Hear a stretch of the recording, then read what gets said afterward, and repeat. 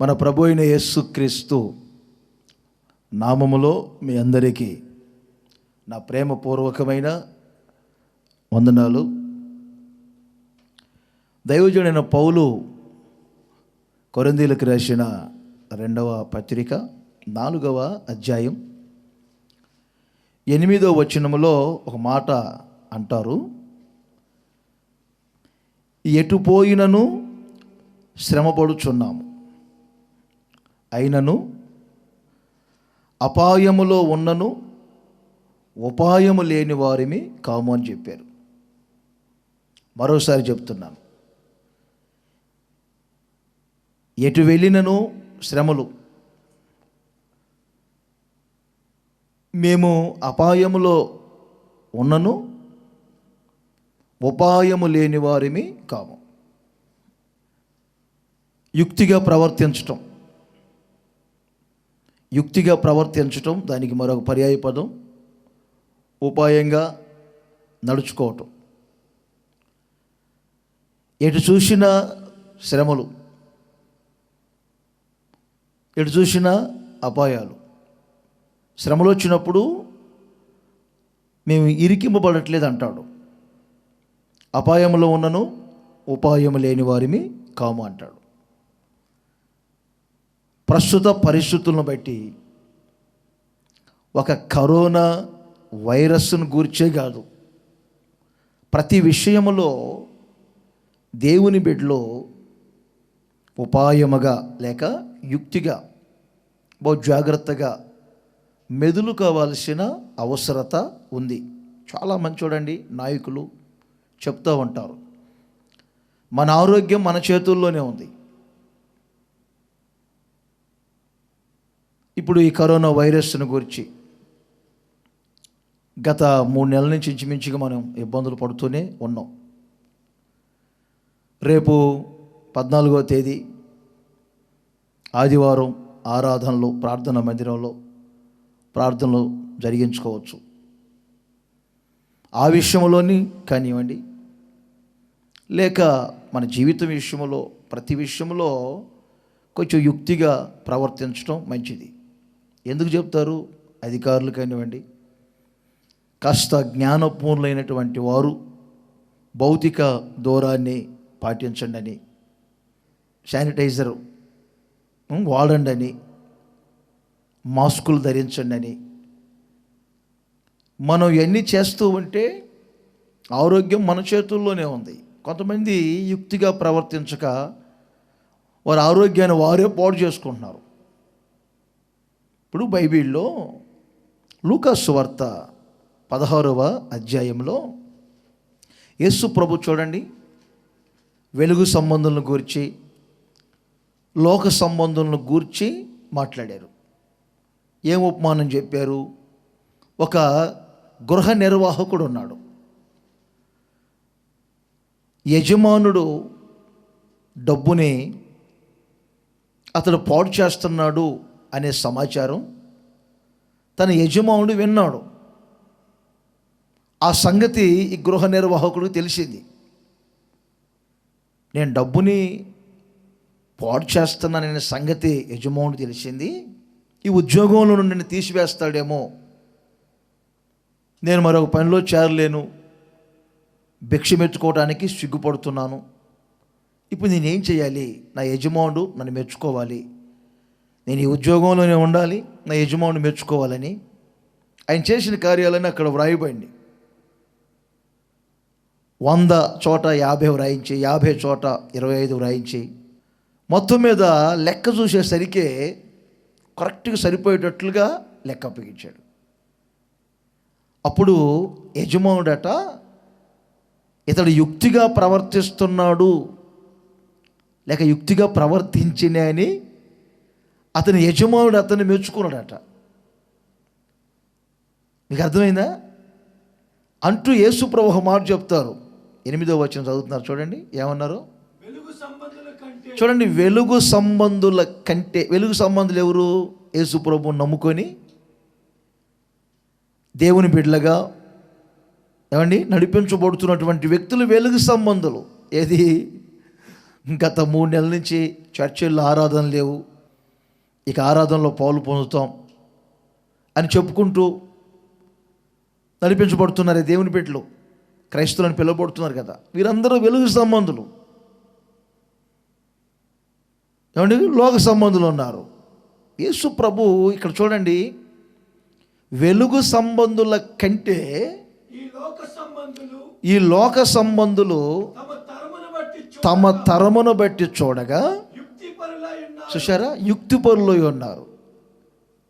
అంటే కొన్నిసార్లు దేవుని బిడ్డల కంటే లోకస్తులే యుక్తిగా పరిస్థితులను బట్టి, సమయాలను బట్టి, సందర్భాలను బట్టి ప్రవర్తిస్తున్నారు అని యేసు ప్రభు చెప్పారు.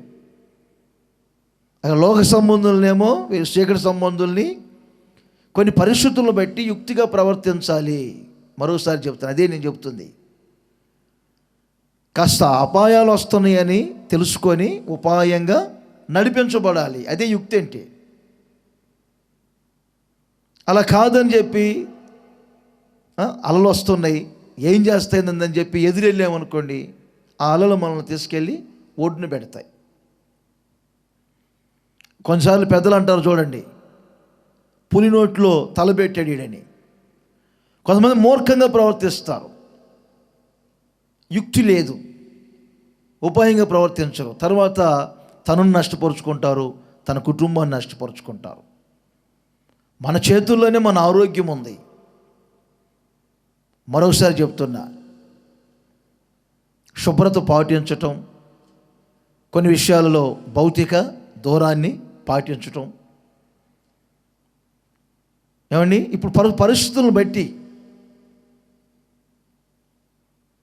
శానిటైజర్ వాడమంటే కొంచెం శుభ్రంగా వాడుకోవటం. నన్నేం చేస్తలే, ఇది నన్నేం చేస్తుంది, ఇది నాకేం సంబంధం, ఇది నా దాకా వస్తుందా అనుకుంటూ మనం విధి విరుద్ధంగా ప్రవర్తించామనుకోండి, తర్వాత యేసు ప్రభు చెప్పిన మాట వర్తించింది. ఏమని? వెలుగు సంబంధుల కంటే ఈ లోక సంబంధులు కొంచెం యుక్తిగా ప్రవర్తిస్తున్నారే అని. కొన్నిసార్లు యేసు ప్రభువును పట్టుకొని రాళ్లతో కొట్టి చంపాలనుకున్నారు. అక్కడ ఏమని రాయబడి తెలుసండి, ఆయన వారి నుండి తప్పించుకొని పారిపోయెను, దేవాలయంలోనికి వెళ్ళినని రాయబడింది. మీకు అర్థమైందా? మరి యేసు ప్రభు తప్పించుకొని పారిపోయి దేవాలయంలో దాక్కుని పారిపోయిన ఎందుకు రాయబడింది? ఆయన చేతగాని వాడా? మీరు ఎదుగుచున్నటువంటి నజరేయుడైన యేసును నేనే అన్నారు కదా. సమయం వచ్చినప్పుడు మీరు వెదుగుచున్న యేసును నేనే అన్నారు. కొన్ని సందర్భాలలో ఏమండి, వారి నుండి కాపాడబడాలని ఆయన దాక్కులను తప్పించుకొని రాయబడి. అంటే కొన్ని పరిస్థితులను బట్టి యుక్తిగా ప్రవర్తించటం. పన్ను కట్టమని ఒకరు వచ్చారు. నేను ఎవరిని అనుకున్నావు, నేను పన్ను కట్టడం ఏమిటి అనలేదు యేసు ప్రభు. యుక్తిగా ప్రవర్తించడం అంటే ఇదే. సముద్రానికి వెళ్ళి గాలం వేయమన్నారు, ఒక షెకేలు వచ్చింది. అప్పుడు నా కొరకు నీ కొరకు దీన్ని పన్ను కట్టుపో అన్నారు. నేను ఎవరిని పన్ను కట్టడం ఏమిటి అనలేదు. యుక్తిగా పరిస్థితులను బట్టి ప్రవర్తించడం అనేది దేవుని బిడ్డలకు చాలా జాగ్రత్త. అందుకే ఎందుకు కొంతమంది అపాయాల్లో పడిపోతున్నారు, ఇరికింపబడుతున్నారు అంటే ఉపాయం లేక, యుక్తిగా ప్రవర్తించక. ఇప్పుడు మత్తయి సువార్తలో 10వ అధ్యాయం 16వ వచనంలో యేసు ప్రభువే స్వయంగా చెప్పారు. చూడండి ఇక్కడ ఏమన్నారు, తోడేళ్ల మధ్యకు గొర్రెలను పంపినట్టుగా నేను మిమ్మల్ని పంపుతున్నాను, పాముల వలె మీరు వివేకముగా ప్రవర్తించుడి. చూసారా, మన ప్రభు అయిన యేసుక్రీస్తు పాముల వలె వివేకంగా ఉండండి. ఈ పాము వివేకం ఏమిటి? క్రింద వెళ్ళే మనిషిని గుర్తుపడుతుంటుంది, ఆకాశంలో ఎగురుతున్న ఏమండి గద్దను గుర్తుపడుతుంటుంది. దాని కళ్ళకు పడకూడదు, మనిషి కళ్ళకు పడకూడదని బహు జాగ్రత్తగా మెదులుతుంది. అదే యుక్తిగా వివేకంగా జాగ్రత్తగా మెదులుకోవటం, ప్రవర్తించటం.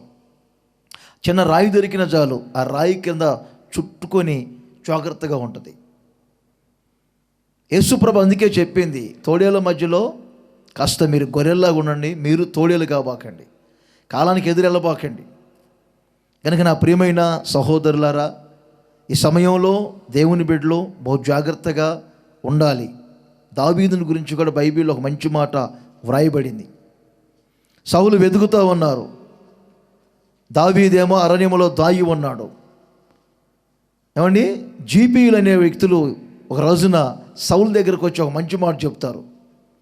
అయ్యా, మేము ఆయన ఏ అరణ్యంలో ఉన్నారో మేము పట్టుకొని మీకు అప్పగిస్తాము, ఆ దావీదు భలే యుక్తిగా ప్రవర్తిస్తున్నాడని సౌలుకు వర్తమానం చెప్తారు. అంటే యుక్తిగా ప్రవర్తించాలి, పరిస్థితులను బట్టి జాగ్రత్తగా, వివేకంగా, కొంచెం ఉపాయంగా ఆలోచనలు చేసి నడిపించబడాలి.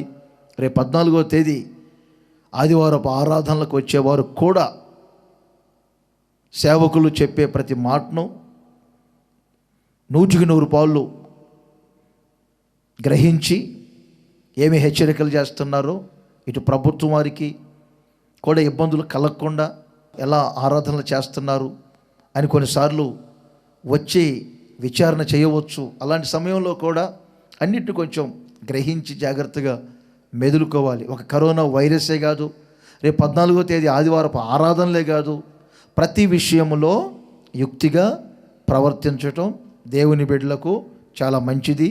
అలా ప్రవర్తిస్తేనే అపాయాలలో ఉపాయంగా నడిపించబడతారు. మీరు ఉపాయముగా నడుస్తూ అపాయాలకు గురి కాకూడదని ప్రేమపూర్వకంగా ఈ మాటలు మీకు తెలియజేస్తూ ఉన్నాను.